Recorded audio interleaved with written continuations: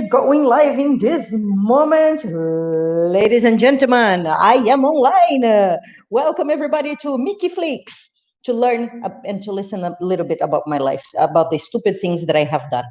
So in this moment, I am live here on YouTube, but actually I am in the middle of a class. Um, I am in Italy, she is in Brazil, and she has some questions for me. And I said, why not make already a YouTube video explaining how, where, and what happened with me in my life. All right, so here in the other part of the computer, in the other side of the computer, she has a question. And the question is, number one,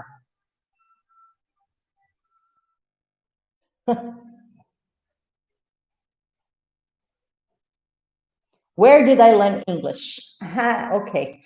Yeah, that was the first question of the day. So we just started class like a few minutes ago, and she came to me with this question. Where did I learn English? That's, uh, well, I was a student when, I don't know if I could say that, but actually the reason, the motive why I decided to start studying English is because I needed to escape from my house and escape from my mom. That's why I said I needed to do something. And then I had a problem. I needed to find the solution, right? So finding the solution was, okay, what is the fastest way for me to go away from here? And in that time, I remember that I was like, since I was 11, 12, I started studying English at an English school called Wizard, which is one of the biggest franchises in Brazil. And so I started studying, but the same, it was just a normal, regular, traditional methodology. Verb to be, one lesson you talk about this, another lesson you talk about that, always grammar related, and exercises. And to be very honest, I don't like to study. I mean, I like to study. I like to study. I like to study, but I don't like to do exercises. I don't like to, no, not really. No, I'm not, I'm a great teacher, but I'm not a very good student. So what happened, it was that I used to go to class and it was about like 45 minutes of phone off. Okay, so it was about 45 minutes of grammar, talking, just explaining one rule of English. And you know that sucks, man, really. And then I had to find a way to get to know that and to have it ready in seconds. So that was the problem. I didn't like to study. So how can I learn if I don't study? Well, so I started since that time, since I was like 11, 12, I needed to find a way to speak without studying. So that was my problem. Okay, so when I was about 17 years old, I said, man, no, I need to visit another country. So my dream was never really actually to visit Disney, Mickey Mouse, and all this, but my dream was to speak English. So in that time, I started listening to cassette tapes. I remember that I really started English because I was singing together with Red Hot Chili Peppers. So I used to, that was the time that was a radio. And so I have to rewind the music and sing again and sing again. And I was like, oh my God. So that was how I started learning English. And then I decided that I wanted to go to United States to learn really how to speak. So I applied to be an exchange student. My parents at that time, their first reaction, it was like, nope, nope. Why do you want to be so different? Why do you want to be so eccentric? Why do you want to do different things? Why do you want this? Why? Blah, blah, blah. And I was feeling like a monster. Like, why? Really? I wanted to no, because in that time, imagine that it was like almost 25 years ago. People didn't really need the English. Who would ever imagine that you need English for life, right? So in that time, I already wanted to learn English and to go and explore the world. And so yeah. So I applied. They said, okay, so if you really want that, because for me, they wanted me to make the 15 years old party, yeah, like to present myself to the society, to show who I was, to get introduced and to have that party with a beautiful long dress. And I was like, nope, no, no, nope, nope, nope.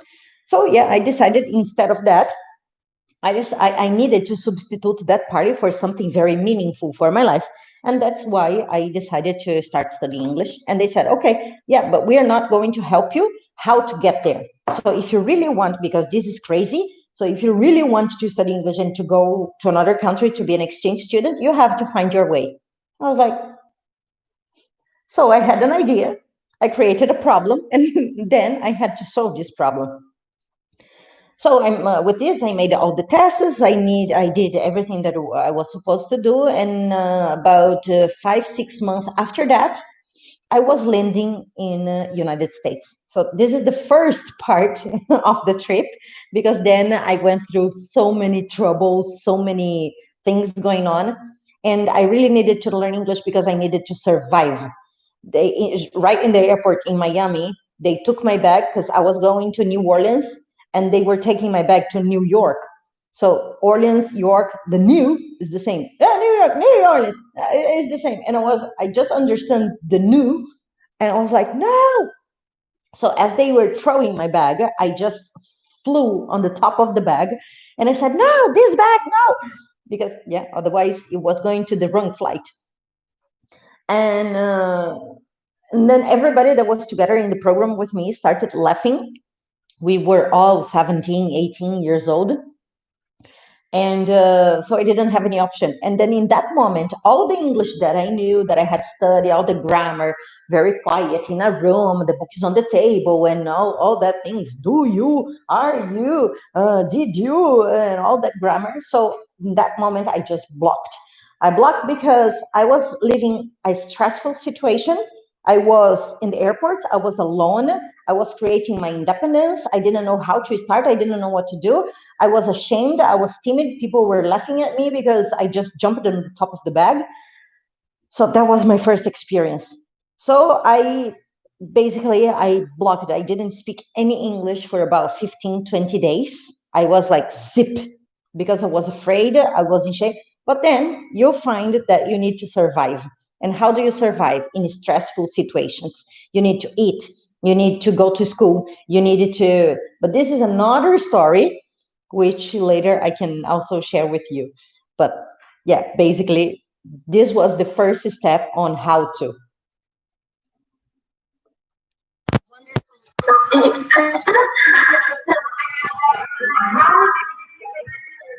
How did I become a teacher?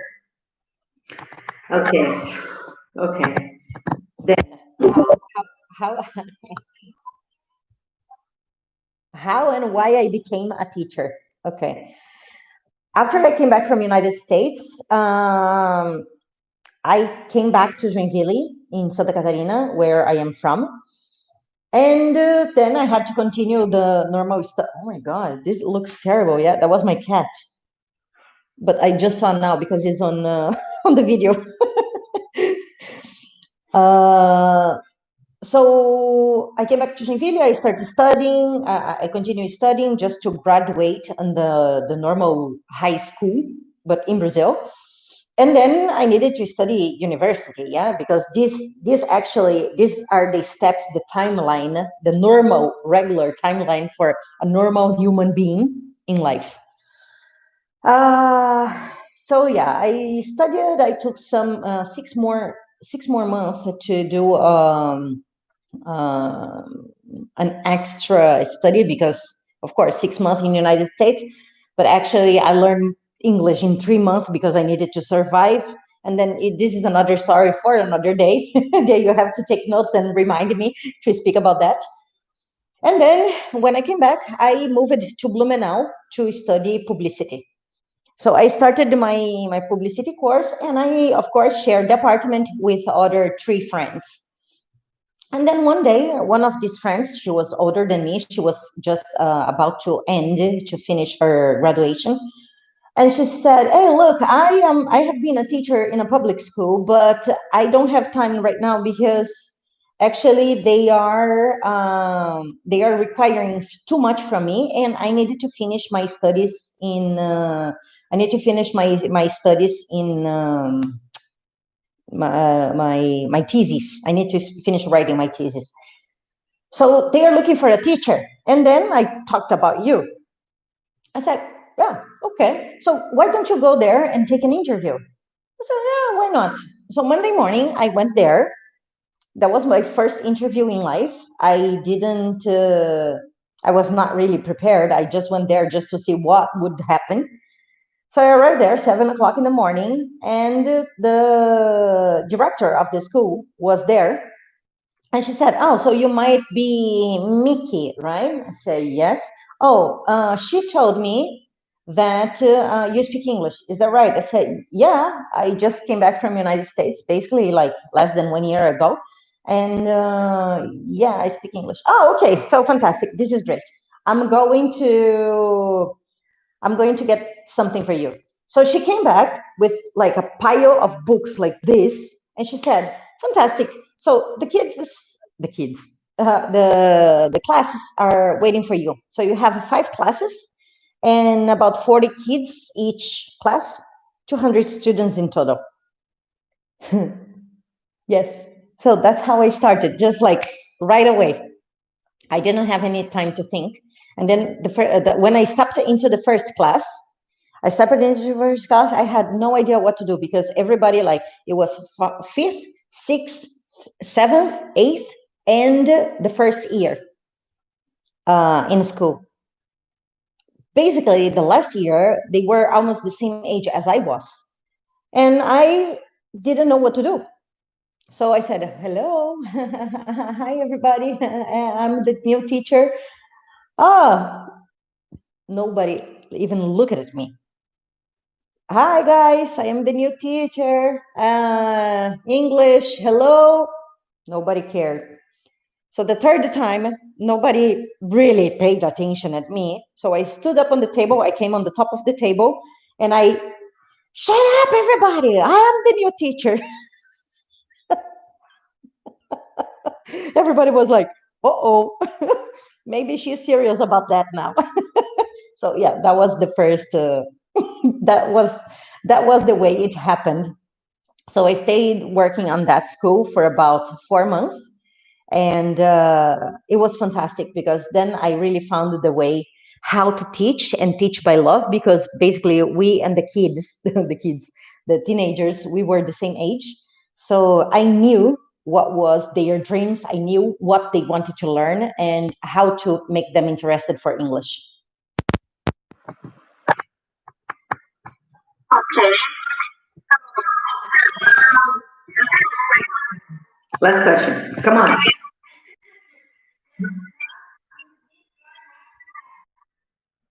What will be my next step?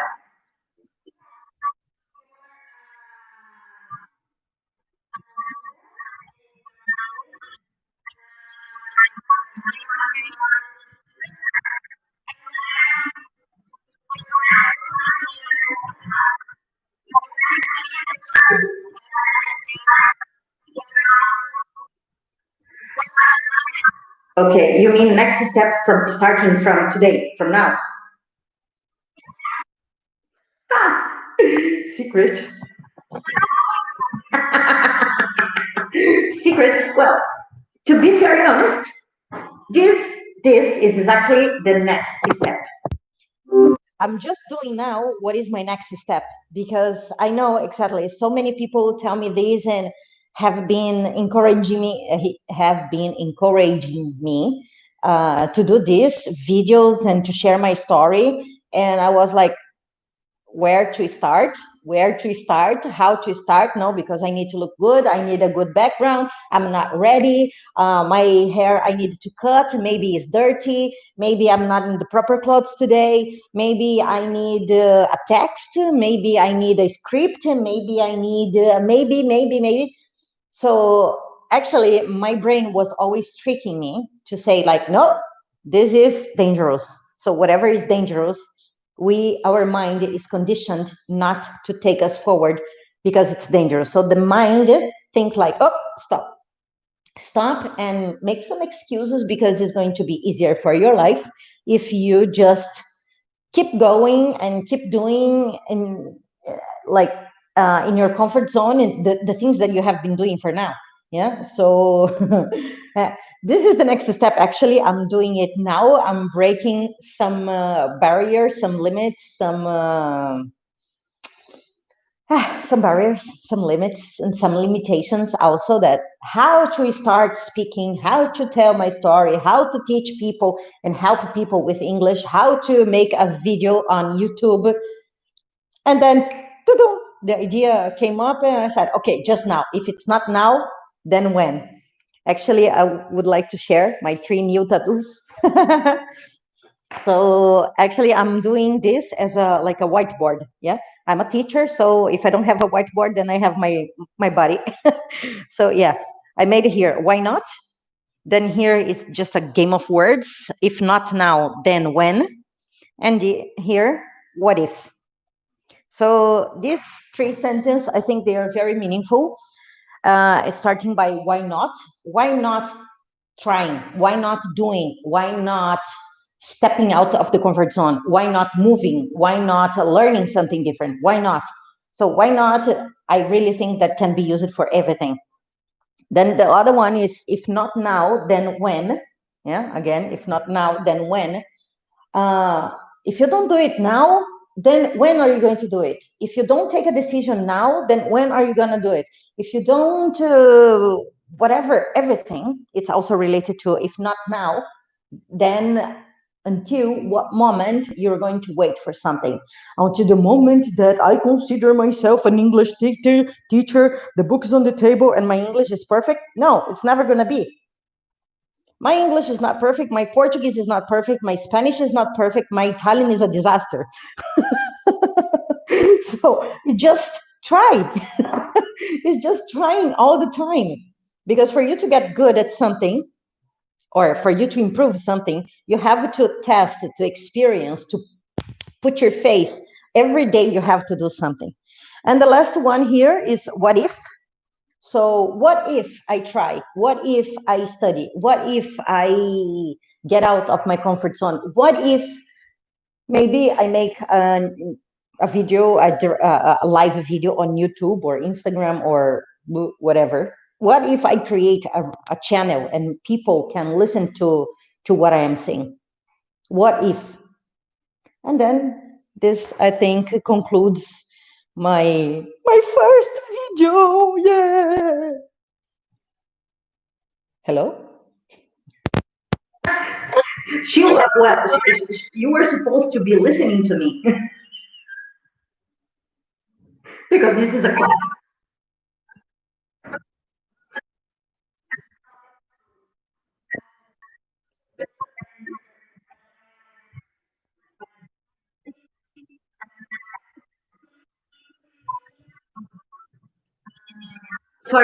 Sorry, I couldn't understand you. The audio is cutting.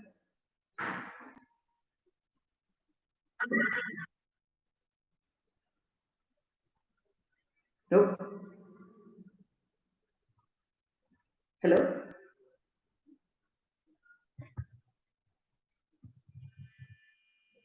Hello. Okay, so that was. I know I'm gonna end this live stream right now. I was actually in class and the connection got lost, so I'm ending this first part, and then yeah, why not also having a chat with you, and then I can make more videos. So get in touch with me, okay? Contact me, and if you like the video, give it a like, share the content with somebody that also has to break limitations, limits, thoughts, barriers. I want to live in another country, and uh, just subscribe to my channel. Oh, okay. No, thank you so much. Bye. Are you sure you want to end this stream? Yes, end.